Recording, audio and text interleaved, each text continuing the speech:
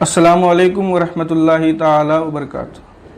پوری دنیا میں کرونا وائرس نے کوہرام مچا دیا ہے۔ ایسی صورت میں حضور اکرم صلی اللہ تعالی علیہ وسلم کی ایک بہت ہی بہترین حدیث آپ سماعت فرمائیں۔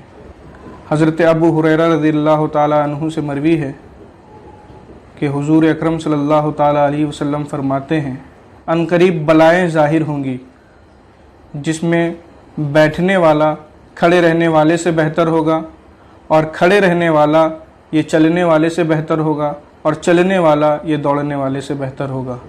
جو ان بلاؤں کو دیکھے گا وہ بلائیں اسے دیکھ لیں گی، یعنی جو ان بلاؤں کو دیکھنے جائے گا وہ بلائیں خود اس کو اپنے لپیٹ میں لے لیں گی، اور جس کو ان بلاؤں سے پناہ حاصل کرنے کی جگہ مل جائے اسے چاہیے کہ وہ ان بلاؤں سے پناہ حاصل کر لے۔ اس حدیث میں جو لفظ آیا ہے وہ لفظ ہے فتنے کا، یعنی عنقریب فتنے ظاہر ہوں گے۔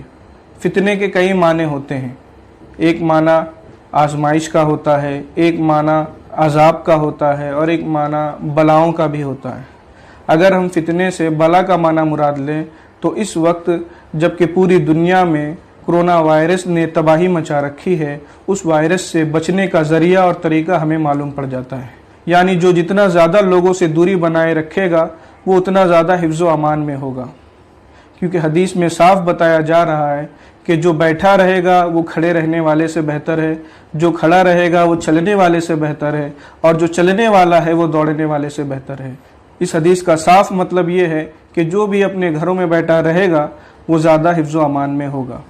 ہندوستان کا مرکزی ادارہ جامعہ اشرفیہ مبارک پور اعظم گڑھ نے اپنے لیٹر پیڈ پر ایک پیغام جاری کیا ہے، جس میں انہوں نے اس حدیث کو نقل کرنے کے بعد امت مسلمہ سے اپیل کی ہے۔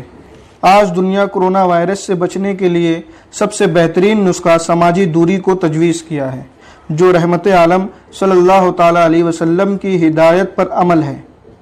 لہٰذا مسلمان سرکار دو عالم صلی اللہ تعالی علیہ وسلم کی ہدایت کے مطابق اپنے گھروں میں رہیں اور استغفار، دعا، تلاوت میں مشغول رہیں۔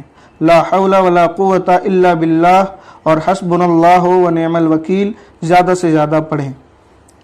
لہٰذا ہمیں چاہیے کہ ہم حضور اکرم صلی اللہ تعالی علیہ وسلم کے فرمان کے مطابق اپنے گھروں میں رہیں اور زیادہ سے زیادہ دعا اور استغفار کرتے رہیں کہ اللہ تبارک و تعالی ہمیں ان بلاؤں سے محفوظ رکھے۔